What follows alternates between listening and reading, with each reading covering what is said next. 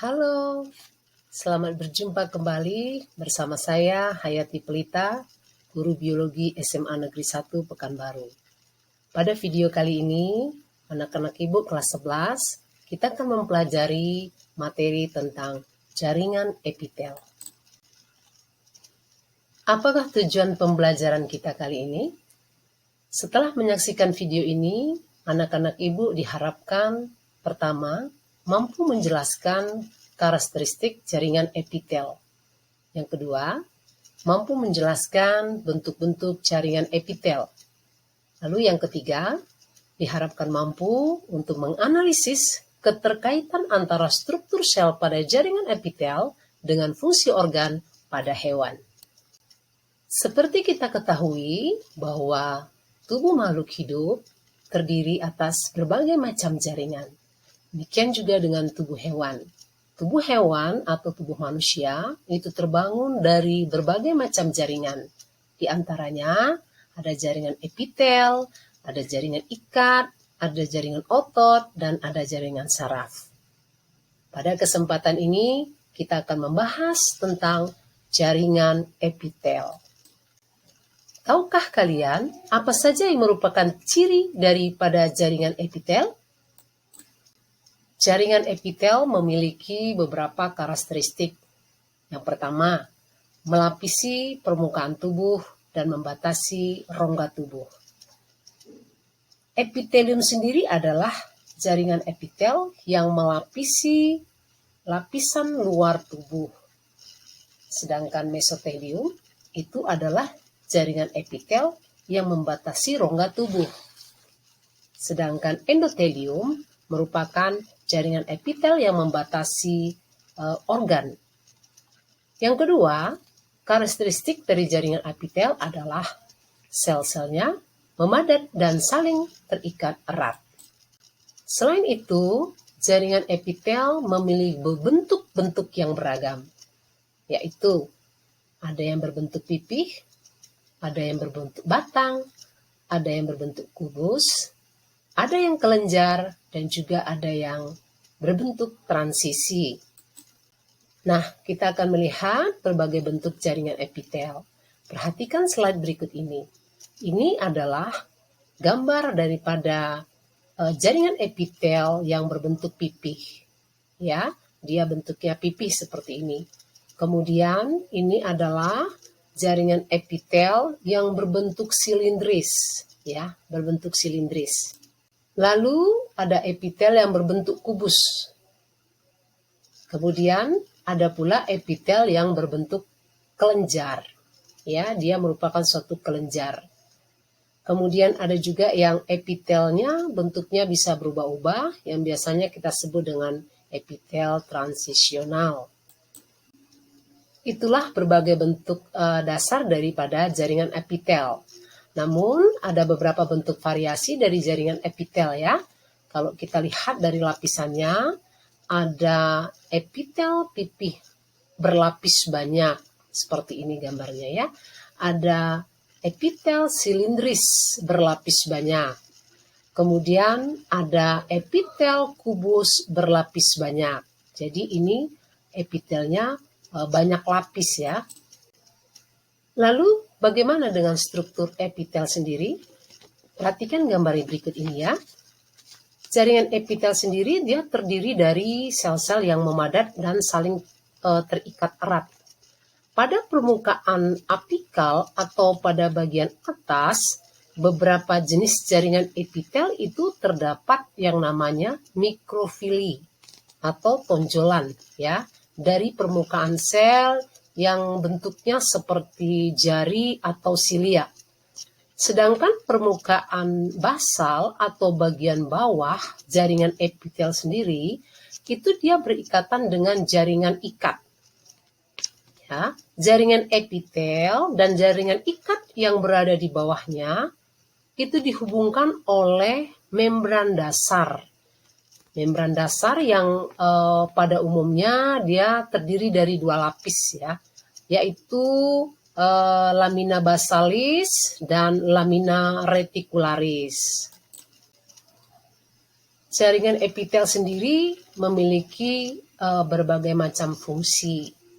Di antaranya melindungi jaringan yang ada di bawahnya dari kerusakan dan nanti bisa mengangkut zat-zat antar jaringan atau rongga yang dipisahkannya. Nah, selanjutnya kita akan membahas bagaimana keterkaitan antara struktur jaringan dengan fungsi organ. Seperti anak ibu ketahui bahwa organ itu tersusun dari berbagai macam jaringan, ya, jaringan. Nah, jaringan-jaringan epitel dengan struktur yang tertentu itu bisa menjalankan suatu fungsi, ya, yang mana nanti itu merupakan fungsi organ. Ya, kita ambil contoh misalnya organ paru-paru. Organ paru-paru ini dia tersusun atas epitel pipih selapis, ya, epitel pipih selapis, di mana di sini jaringan epitelnya berfungsi untuk difusi, menyelenggarakan proses difusi, osmosis, ya. Sedangkan kalau pada ginjal itu nanti epitel pipih selapisnya berfungsi untuk filtrasi, ya. Dan juga nanti ada epitel pipih selapis ini berfungsi untuk sekresi atau mengeluarkan sekret tertentu. Berikutnya kita akan melihat epitel pipih berlapis banyak. Epitel pipih berlapis banyak ini kita temukan misalnya pada organ rongga mulut, ya, rongga mulut. Di dalam rongga mulut ini terdapat terutama rongga pipi sebelah dalam, ya, itu ada epitel pipi berlapis banyak yang berfungsi sebagai pelindung, ya, karena yang masuk ke dalam rongga mulut ini kan makanan atau minuman kita mungkin suhunya yang terlalu panas atau pH-nya terlalu asam, ya, itu dia perlu dilindungi. Nah, jadi epitel pipi berlapis banyak yang ada pada rongga mulut itu dia berfungsi sebagai pelindung. Demikian juga dengan epitel pipi berlapis banyak yang ada pada rongga hidung, ya, itu berfungsi untuk sebagai pelindung. Yang ada pada vagina maupun yang ada pada esofagus itu juga tersusun atas epitel pipih berlapis banyak yang berfungsi sebagai pelindung. Khusus untuk epitel silindris selapis ini bisa kita temukan misalnya pada organ kelenjar-kelenjar pencernaan, ya, seperti lambung, usus, ya, di mana kita ketahui di usus itu ada vili, ya, vili atau jonjot usus. Nah, di situ banyak terdapat epitel silindris selapis. Epitel silindris selapis pada jonjot usus itu dia berfungsi untuk absorpsi, ya, atau untuk penyerapan. Seperti kita ketahui, ya, proses penyerapan makanan itu berlangsung di dalam usus halus, khususnya di struktur yang kita sebut dengan jonjot usus atau vili ini, ya.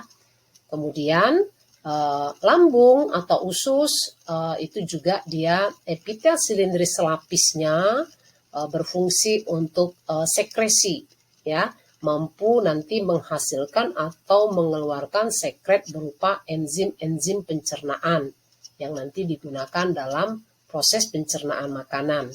Jadi silindris, bentuk silindris selapis ini dia banyak menyusun organ-organ pencernaan kita, ya, termasuk di dalam kantung empedu. Selanjutnya, epitel silindris berlapis banyak. Ini kita temukan pada organ-organ seperti laring, faring, trakea, ya, itu merupakan saluran-saluran pernapasan kita. Dan juga ada di dalam kelenjar ludah, ya. Kelenjar ludah kita itu ada 3, ya. Ada di dekat telinga, ada di bawah rahang bawah, dan ada di bawah lidah, ya. Di situ terdapat kelenjar ludah. Nah, kelenjar ludah kita itu dia tersusun atas epitel silindris berlapis banyak yang berfungsi nanti sebagai sekresi, ya. Seperti kita ketahui, kelenjar ludah itu nanti akan mengeluarkan saliva, ya, atau air ludah.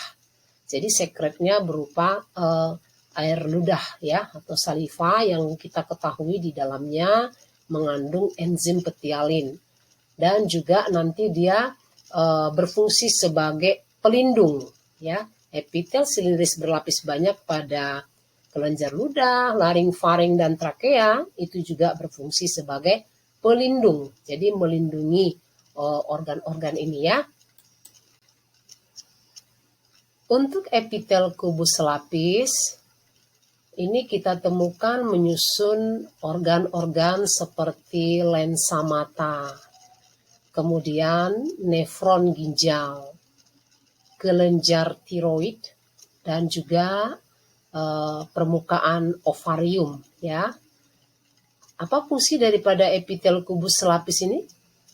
Epitel kubus lapis yang menyusun organ-organ yang tadi kita sebutkan itu berfungsi untuk sekresi dan untuk pelindung ya, sebagai pelindung.